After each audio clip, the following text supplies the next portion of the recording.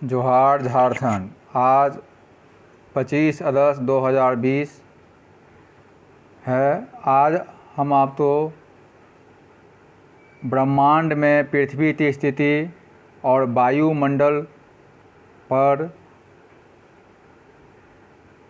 124 one liner बताने जा रहे हैं, जो आने वाले सभी प्रतियोगी परीक्षाओं में संभावित प्रश्न हो सकते हैं। ज्योग्राफी जो है हमारे समान अध्ययन में एक महत्वपूर्ण तत्व है, जिसकी जानकारी हमें रखनी चाहिए। सबसे पहले आप यह जान लीजिए कि ज्योग्राफी जो शब्द है वह शब्द अपने आप में पूरा विश्लेषण करता है। जैसे भूगोल, तो भूगोल शब्द से पता चलता है कि यह भूगोल यानी भू मतलब पृथ्वी, जो गोल है उसके बारे में विशिष्ट विज्ञान के रूप में अध्ययन करता है। भूगोल विभिन्न प्रकार के होते हैं, जिनमें जो इम्पोर्टेंट हैं वह है भौतिक भूगोल, मानव भूगोल। ये दो मेन इसके ब्रांच हैं। जहाँ तक ब्रह्मांड जो है वह भौतिक भूगोल के अंतर्गत आता है। तो आपका ये जो चैप्टर मैं बता रहा हूँ यह भौतिक भूगोल से बताया जा रहा हूँ। सर्वप्रथम 1749 ईस्वी में फ्रांसीसी वैज्ञानिक तास्टेडी बफन ने पृथ्वी की उत्पत्ति के संबंध में वैज्ञानिक परिकल्पना प्रतिपादित किया।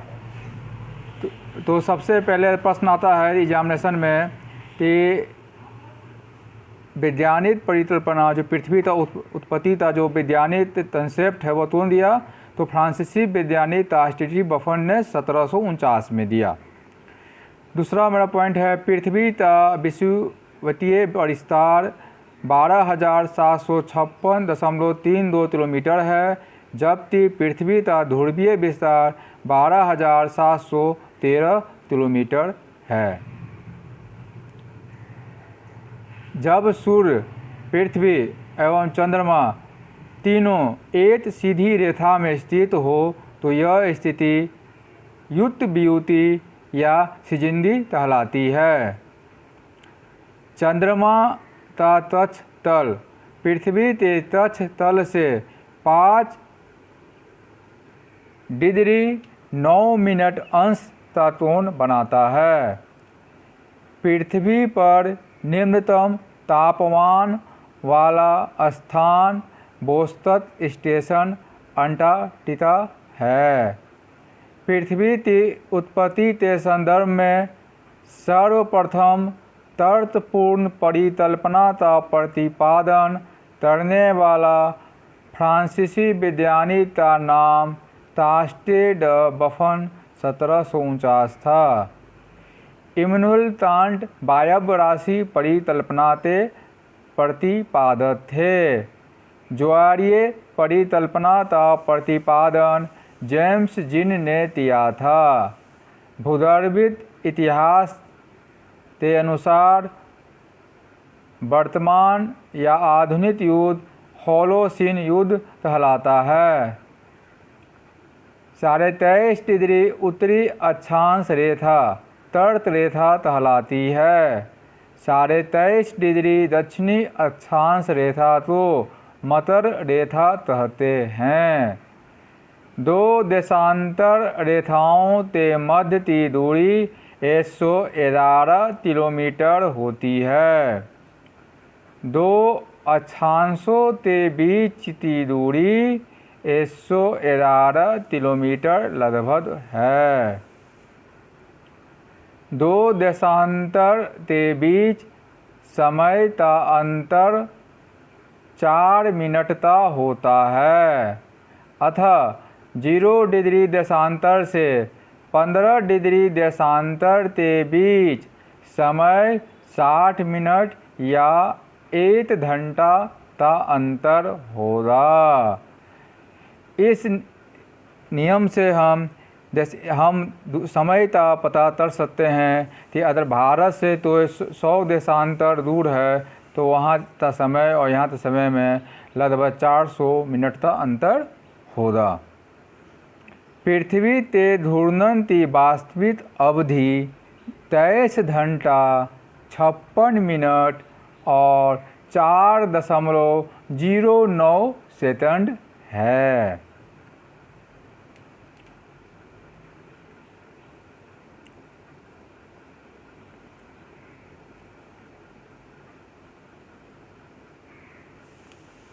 तीन जनवरी तो पृथ्वी सूर्य से निकटतम यानी 14.7 करोड़ किलोमीटर पर स्थित होता है। यह स्थिति उपसौर या पेरिहेलियन कहलाती है। अपसौर या अपहेलियन की स्थिति में सूर्य पृथ्वी से दूर अस्त यानी 15.2 करोड़ किलोमीटर पर स्थित होता है। यह स्थिति 4 जुलाई तो आती है। तो ये बहुत इम्पोर्टेंट दोनों पॉइंट हैं कि 3 जनवरी तो पृथ्वी सूर्य से निकटतम स्थिति में रहती है और 4 जुलाई तो पृथ्वी सूर्य से दूरस्थ स्थिति में रहती है और इसे वैज्ञानिक नाम भौगोलिक नाम दिया गया है उपसौर 3 जनवरी, अपसौर 4 जुलाई।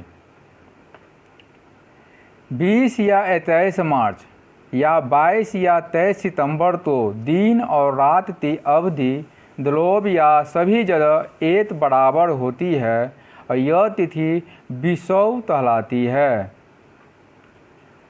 मकर संक्रांति तो 21 या 22 दिसंबर की स्थिति होती है। इस दिन सूर्य मकर रेखा पर लंबवत चमकता है। 21 या 22 जून तो सूर्य लंबवत चमकता है तर्क रेखा पर। तो मकर रेखा पर सूर्य लंबवत तब होगा 21 या 22 दिसंबर तो, और तर्क रेखा पर सूर्य लंबवत तब होगा 21 या 22 जून तो। और तर्क रेखा पर जो है 21 या 22 जून तो हम तर्क संक्रांति कहेंगे और 21 या 22 दिसंबर तो मकर संक्रांति कहेंगे। सांध्य प्रकाश की अवधि सबसे अधिक उच्च अक्षांशों पर होती है। पृथ्वी अपने अक्ष पर 23.5 डिग्री झुकी हुई है। पृथ्वी पर विभिन्न मौसम के लिए जिम्मेदार है पृथ्वी की परिक्रमण गति। अंतर्राष्ट्रीय तिथि रेखा से पश्चिम जाने पर एक दिन की कमी होती है। इस क्वेश्चन तो भी इस पॉइंट तो समझा जाए फिर से। अंतर्राष्ट्रीय तिथि रेखा से अगर हम पश्चिम जाएंगे तो एक दिन की कमी होगी। भूगोल के पिता एरिस्टोटेनस तो कहते हैं पृथ्वी की उत्पत्ति के संदर्भ में नवीनतम सिद्धांत बिग बैंग या महाविस्फोट सिद्धांत है। पृथ्वी की आकृति तो भूभाग या जियोड कहा जाता है। किसी मध्याह्न रेखा के ऊपर किसी नक्षत्र के 2 बार गुजरने की अवधि तो नक्षत्र दिवस कहते हैं। पृथ्वी की घूर्णन दिशा पश्चिम से पूरब होती है। इसी कारण से सूर्य जो है पूरब में उगता है और पश्चिम में डूबता है। चंद्रमा पृथ्वी के साथ महीने में 2 बार समकोण की स्थिति बनाती है।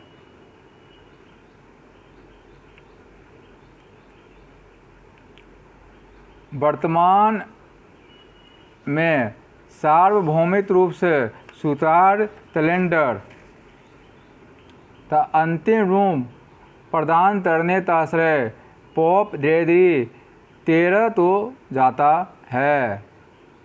एक वर्ष में ग्रहणों की अधिकतम संख्या 7 तक हो सकती है। चंद्रमा अपने सूर्य सापेक्ष गति के कारण पृथ्वी के परिक्रमण में 2.5 दिन पीछे रह जाता है। अब हम भू आकृति के बारे में वन लाइनर बताएंगे। पृथ्वी के विभिन्न परतों में सर्वाधिक अंतरतम का घनत्व है। ठोस भाग में अत्यधिक गति से प्रभावित होने वाली भूकंपीय लहरें प्राथमिक या लंबात्मक लहरें कहलाती है। तरल भाग में पूर्णतः लुप्त हो जाने वाले लहरें आड़ी अथवा दोन लहरें कहलाती है। महाद्वीपीय तथा महासागरीय वितल की उत्पत्ति के संदर्भ में चतुष्फलक सिद्धांत के प्रतिपादक लोथियन ग्रीन थे। कार्बोनिफेरस युग में समस्त स्थलवाद एक ही स्थलखंड के रूप में संलग्न था, जिसे पेंजिया कहा जाता था। इसके चारों ओर विशाल जलभाग पेथालासा कहलाता था। क्रिटेशियम युग में स्थल के 2 भाग थे। उत्तरी ध्रुव के पास का स्थलभाग लॉरेशिया लैंड कहलाता था, जबकि दक्षिणी भाग गोंडवाना लैंड कहलाता था। साधारण नितल संकल्पना के प्रतिपादक हैरी हेस थे। समय की सबसे बड़ी इकाई कल्प या इरा है। महाद्वीपीय त्रस्ट में तापमान की वृद्धि दर का परिकलन भूताप द्राव से होता है।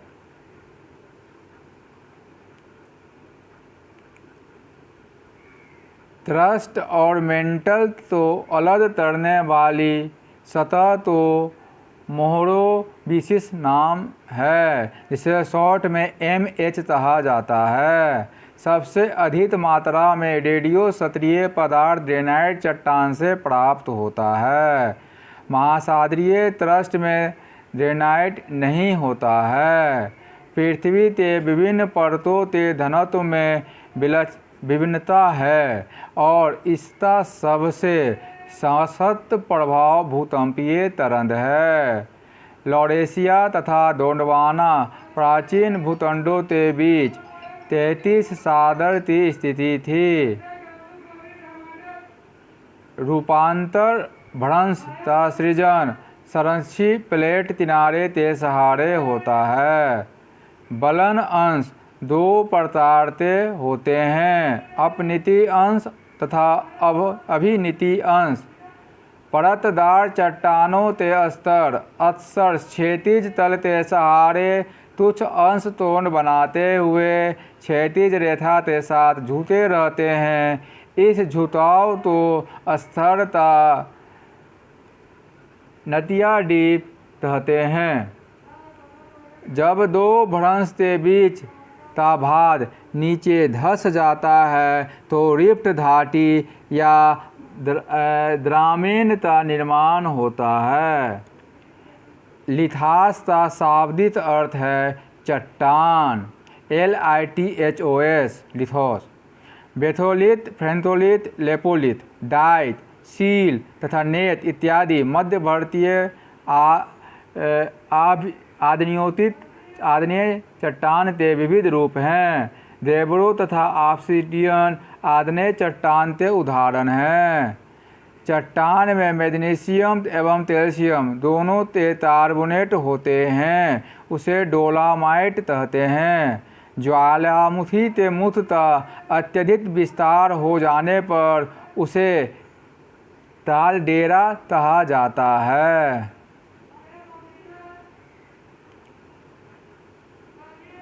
विश्व का सबसे ऊंचा ज्वालामुखी पर्वत टाटोपेसी 57 मीटर माना जाता है। भूकंप के कारण सागरीय तल से उठने वाली लहरों को सुनामी कहते हैं। वर्तमान में विश्व के सभी प्रमुख नवीन मोड़दार पर्वत के परिणाम हैं आल्पाइन पर्वतीकरण, बाढ़ के मैदान का उच्च भाग जहां बाढ़ का जल नहीं पहुंच पाता बांदर मैदान कहलाता है। सर्द,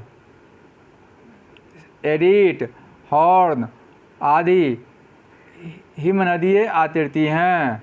नदी के मुहाने पर यदि ज्वारीय लहरों का प्रवाह हो तो डेल्टा का निर्माण न होकर एस्चुरी या अवरुद्ध नदमुख का निर्माण होता है। एड, शेशिर और हमादा पवन अपर्दित मैदान है, पवन द्वारा अपर्दित मैदान है।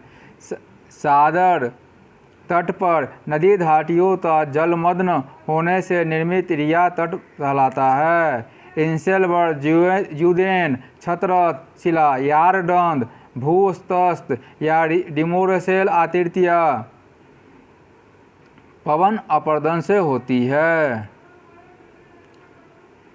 स्टेलाइट या स्टेलमाइट के मिलने से तंद्रा स्तंभ का निर्माण होता है। ये सभी भू आकृतियाँ भूमिगत जल के निक्षेपण से निर्मित होता है जहाँ चूना पत्थर की उपस्थिति होती है।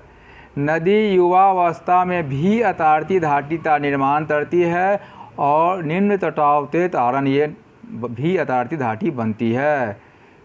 चट्टानों ते अपने स्थान पर ही टूटने फूटने की क्रिया तो अपक्षय कहलाती है। देब्रो, आग्नेय चट्टान रूपांतरित होकर सर्पेंटाइन बनता है। जब किसी बलन के दो भुजाओं के बीच का कोण 90 डिग्री से अधिक लेकिन 180 डिग्री से कम होता है तो उसे स्थूला बलन कहते हैं। अब हम वायुमंडल के बारे में कुछ वन लाइनर बताने जा रहे हैं। वायुमंडल पृथ्वी के वातावरण के लिए विशाल कांच धड़ की तरह काम करता है, उसे ग्रीन हाउस इफेक्ट कहते हैं। प्रति 165 मीटर की ऊंचाई पर क्षोभ मंडल में 1 डिग्री सेल्सियस तापमान घट जाता है और यह प्रक्रिया लैप्स रेट या सामान्य ताप ह्रास दर के नाम से जानी जाती है। क्षोभ मंडल ऊपरी शीर्ष मार्ग पर स्थित संक्रमण स्तर जो क्षोभ मंडल तो समताप मंडल से अलग करता है क्षोभ मंडल सीमा या ट्रोपोपास कहलाता है। मध्य मंडल या मेसोस्फीयर में उल्टा धूलतन के केंद्रत्व के रूप में उपस्थित से निर्मित मेद निशादीप्त मेद कहलाता है। आयन मंडल की वह निचली परत तिनाली हेविसाइड है जिसमें दीर्घ तरंग और रेडियो तरंगों का परावर्तन होता है। तो रेडियो का हम कैसे सुनते हैं, आयन मंडल के कारण हम रेडियो पर प्रोग्राम सुन पाते हैं। वायुमंडल में चुंबकीय मंडल के भीतर दहन रेडियो सक्रियता का क्षेत्र वन एलन वितरण पट्टी कहलाता है। आकाश के नीले रंग और लाल रंग के कारण प्रतिर्णन है। शांत प्रकाश और खगोलीय प्रकाश का कारण विसरण है। सामान्य ताप ह्रास नियम के विपरीत ऊंचाई वृद्धि के साथ तापमान में वृद्धि प्रक्रिया तापमान की व्युत्क्रमणता कहलाती है। किसी वस्तु में इस प्रकार का ताप परिवर्तन कि जिसमें वह न तो किसी बाहरी माध्यम तो ऊष्मा दे और न ही ले जबकि स्वयं तापमान परिवर्तित हो जाए रुद्धोष्म या एडियोबैटिक ताप परिवर्तन कहलाता है। जब समदाब रेखाओं से समकोण की दिशा में वायु दाब ह्रास की दर तो मापा जाता है तो उसे वायु दाब प्रवणता या वायु दाब मापी ढाल कहते हैं।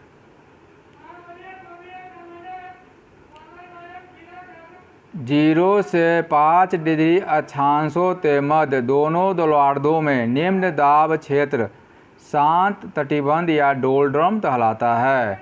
दोनों ध्रुवार्ध पर 0 से 5 डिग्री अक्षांश के बीच तो हम लोग क्या कहेंगे, निम्न दाबता क्षेत्र यानी डोलड्रम।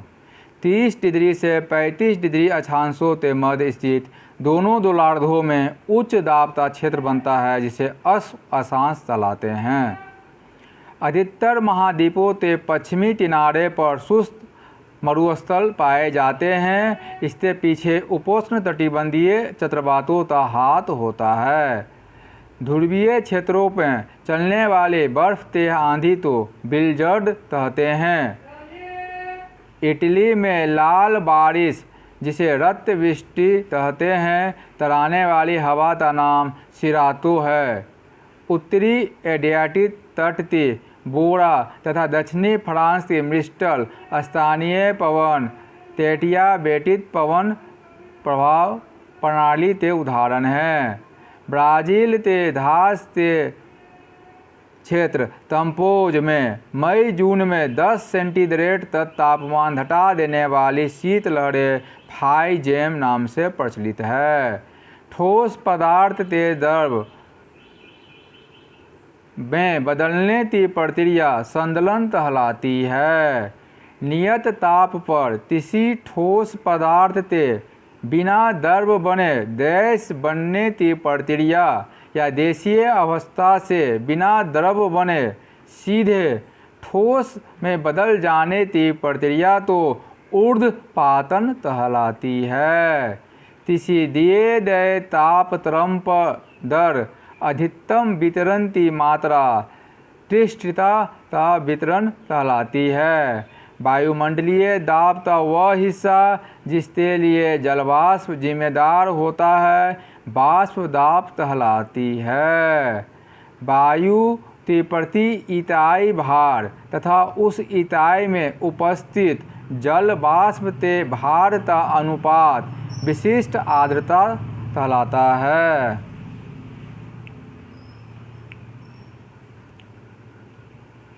वायु की निश्चित इकाई आयतन में मौजूद जलवाष्प की मात्रा विक्षेपण आर्द्रता कहलाती है। जब कोहरे या कुहासा में धुआं के भी तत्व मिल जाते हैं तो उसे धुआंसा या स्मोग कहते हैं।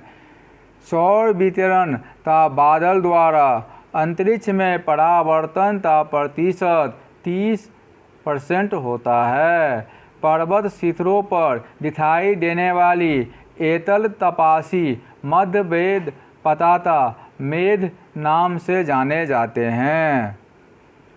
स्तरीय मेघों के अंतर्गत खंडित मेघ फेट्रोस्टाटर्स कहलाते हैं। वर्षण के हिमतन सिद्धांत के तो प्रतिपादित करने वाले भूगोलविद का नाम बार बर्डराउन है। हिमवृष्टि के लिए जिम्मेदार प्रक्रिया संलयन कहलाती है। पर्वतीय वर्षण के अंतर्गत पवन विमुक्त ढाल, जहां अपेक्षाकृत कम वर्षा होती है, वृष्टि छाया प्रदेश कहलाती है। वर्षा की वह सीमा जिसके बाद ऊंचाई के साथ वर्षा में कमी आने लगती है, सर्वोच्च वर्षा रेखा कहलाती है। दो अलग अलग स्वभाव वाली वायु राशियों के मिलने से वातराग बनता है। प्रत्येक वायु राशि की सीमा रेखा असात्व रेखा कहलाती है। वातराग हमेशा अल्प दाब द्रोणिका में स्थित होता है। शीतोष्ण तटीबंधीय चक्रवातों के मार्ग को झंझापथ कहते हैं। दो चक्रवातों के बीच हमेशा एक प्रति चक्रवात उपस्थित होता है। उप चक्रवातों का दूसरा नाम सहकारी चक्रवात है। शीतोष्ण तटीबंध चक्रवातों के अंतर्गत दिखाई देने वाला वायुमंडलीय विक्षोभ दत्रचत्र कहलाते हैं। हरिकेन तो चीन में टाइफून कहा जाता है। हरिकेन से सागरों में उठने वाली तरंगे हरिकेन तरंगे कहलाती है। टॉर्नेडो में हवा की गति 800 किलोमीटर प्रति घंटा होती है। टॉर्नेडो चक्रवातों में से दृष्टिकोण से अलग है क्योंकि इसका निवास सिर्फ स्थल पर होता है। प्रति चक्रवातों में मौसम साफ स्वच्छ रहता है तथा हवाओं में गति मंद रहती है। ध्रुवीय वायु के बहिर्गमन से बने प्रति चक्रवातों का दूसरा नाम पोलर आउटब्रेथ हाई है। वायुमंडल के परिवर्तन मंडल या ट्रोपोस्फीयर के ऊपरी भाग में वायु संचार में अवरोध के कारण उत्पन्न होने वाले प्रति चक्रवात अवरोधी या ब्लॉकिंग प्रति चक्रवात कहलाता है। प्रत्यक्ष सौर वितरण तथा अप्रत्यक्ष आकाशीय वितरण के द्वारा लघु तरंगों के रूप में प्राप्त ऊष्मा के मापन वाले यंत्र को पायरोनोमीटर कहते हैं। हवा की तरफ पीठ तर खड़े होने के बाद बाईं तरफ निम्न दाब और दाईं तरफ उच्च दाब प्राप्त होना वाइज-बेलेट का नियम कहलाता है।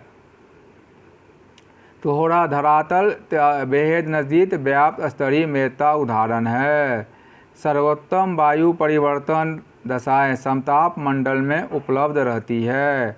रेडियो तरंगे का परावर्तन करने वाली परत आयन मंडल कहलाती है।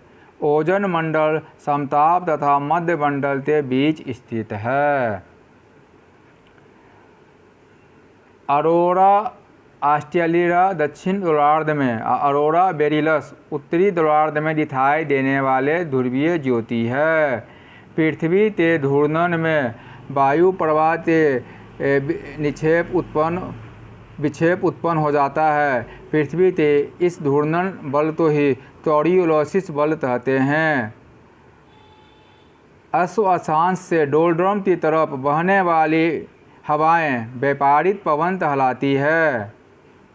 व्यापारिक पवनों के विकास के लिए आदर्श भौगोलिक क्षेत्र प्रशांत तथा अंटार्कटिक महासागर है।